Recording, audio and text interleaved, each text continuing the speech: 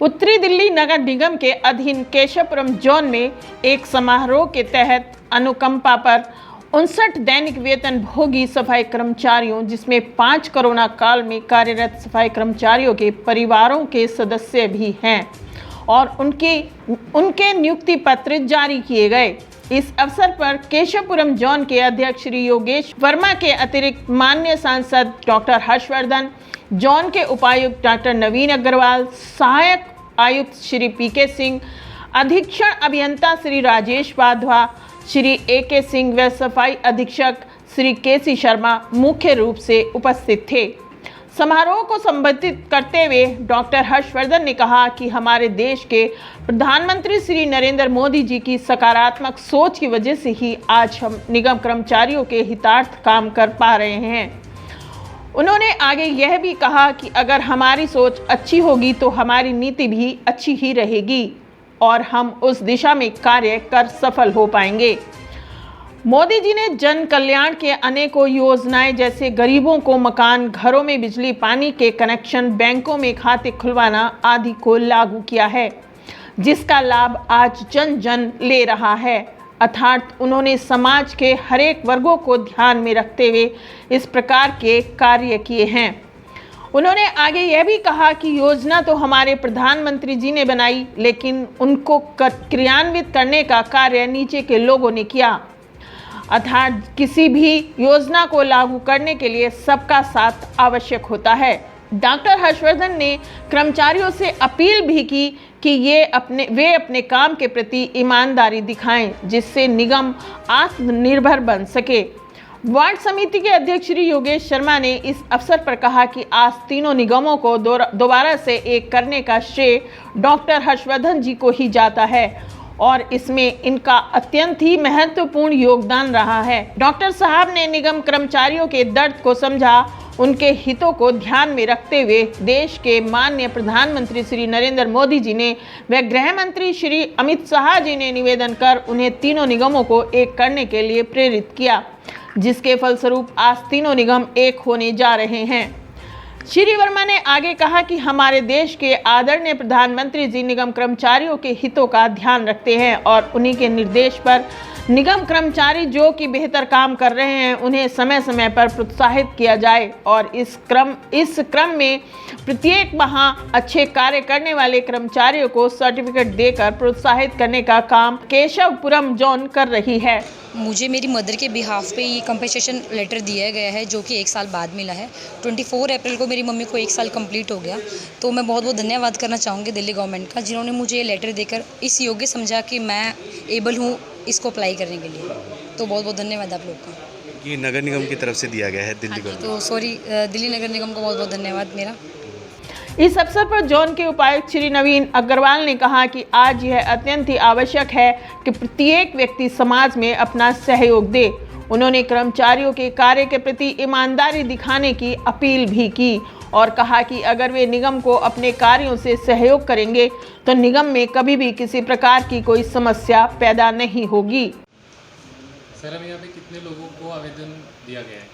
आज हमने 59 लोगों को यहाँ पर नियुक्ति पत्र दिए हैं, जिनकी पिछले दिनों कोरोना काल के अंदर जिसके परिवार के किसी व्यक्ति की मौत हो गई थी या अन्य कंपनसेटरी ग्राउंड के ऊपर जो समय समय पर निगम के अंदर जो है जिनके किसी माता पिता में से किसी व्यक्ति की मौत हो जाए तो हम उसके कंपनसेटरी ग्राउंड पे हम उनके परिवार के सदस्यों को नौकरी देते हैं। तो आज भी हमने यहाँ पर अपने क्षेत्रीय सांसद डॉक्टर हर्षवर्धन जी के माध्यम से हमने ये कार्यक्रम आयोजित किया था। इससे पूर्व में भी हमने अपने सभी कर्मचारियों को निरंतर मेरा ये प्रयास रहता है कि कोई भी कर्मचारी जो इसका आधिकारिक रूप से एंटाइटल है तो उनको ज़रूर उनका जो है मिलना चाहिए।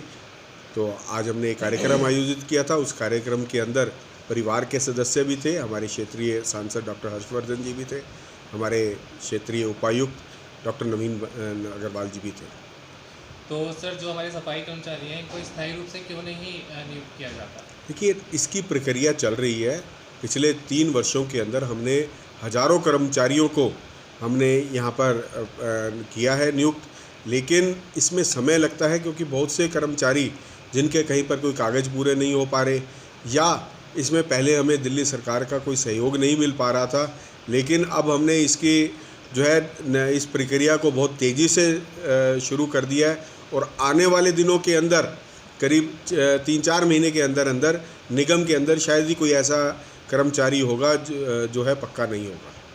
सर, कोविड के दौरान जिन परिवार जिनकी मौत हो गई है और वो नौकरी पाना चाहते हैं, तो सर क्या कहना चाहेंगे, क्या उनको एक स्पेशल ट्रीटमेंट दिया जाएगा या उनके लिए उनको जल्दी नौकरी पे स्थायी किया जाएगा? देखिए, हमारे लिए कोई भी कर्मचारी, हम उसको प्राथमिकता से ही काम करते हैं और कोविड के कारण भी जिनकी मृत्यु हुई है उनको भी, उनकी फाइलों को हमने बड़ी तेज़ी से चलाया है। ये जो आज जितने भी हमने नियुक्ति पत्र दिए हैं उसमें कोविड के केसेस भी थे, अन्य कर्मचारी भी थे जो किसी न किसी कारण से जो है कर्मचारियों के यहाँ पर ये दुखद घटना हुई है। तो हमारी तरफ से कभी इस प्रकार की कोई देरी नहीं होती है, क्योंकि मेरा ये मानना है जो कर्मचारी हैं वो निगम की रीढ़ की हड्डी हैं और निगम के अंदर अगर कर्मचारी को हम उनका अधिकार नहीं देंगे तो फिर किसको देंगे हम? सर, अभी पिछले दिनों एक मामला सामने आ रहा था कि निगम के कर्मचारियों को सैलरी तक नहीं दी जा रही थी, वो 2-3 महीने तक सैलरी के लिए परेशान हो रहे थे। सर, क्या कहना है इसको? देखिए, इसीलिए तो हमने यूनिफिकेशन किया है। आज तीनों निगमों को एक करने के पीछे कारण ही यही था कि पिछले 5 वर्षों से दिल्ली सरकार भेदभाव की नीति के साथ हमारे साथ काम कर रही थी। हमारे सारे जितने भी टैक्सेस हैं, जितने हमारे फंड्स हैं, उसको दिल्ली सरकार के द्वारा रोका जाता था। उसमें उनकी कहते हैं ना कि द्वेषपूर्ण भाव के साथ, एक होता है कि किसी कारण से कोई काम रुका हो, लेकिन इंटेंशनली किसी काम को रोकना और उसके पीछे केवल राजनीति हो, वो बहुत गलत काम दिल्ली सरकार कर रही थी। तो इस प्रकार देश के प्रधानमंत्री मोदी जी को, और जब ये सारी निगम के कर्मचारियों की ये सब दुखद व्यथा जब पहुंची, तो उन्होंने कहा कि अगर इस प्रकार से सरकारें भी काम करेंगी तो फिर फ़ायदा क्या है। तो उन्होंने, सेंटर ने अपने हाथ में आज लिया है, तीनों निगमों को एक किया है। आने वाले दिनों के अंदर दिल्ली के अंदर बहुत बड़े चेंजेस आपको देखने को मिलेंगे। जिस प्रकार से हमें फंड्स की दिक्कत आती थी वो दिक्कत अब देखने को नहीं मिलेगी।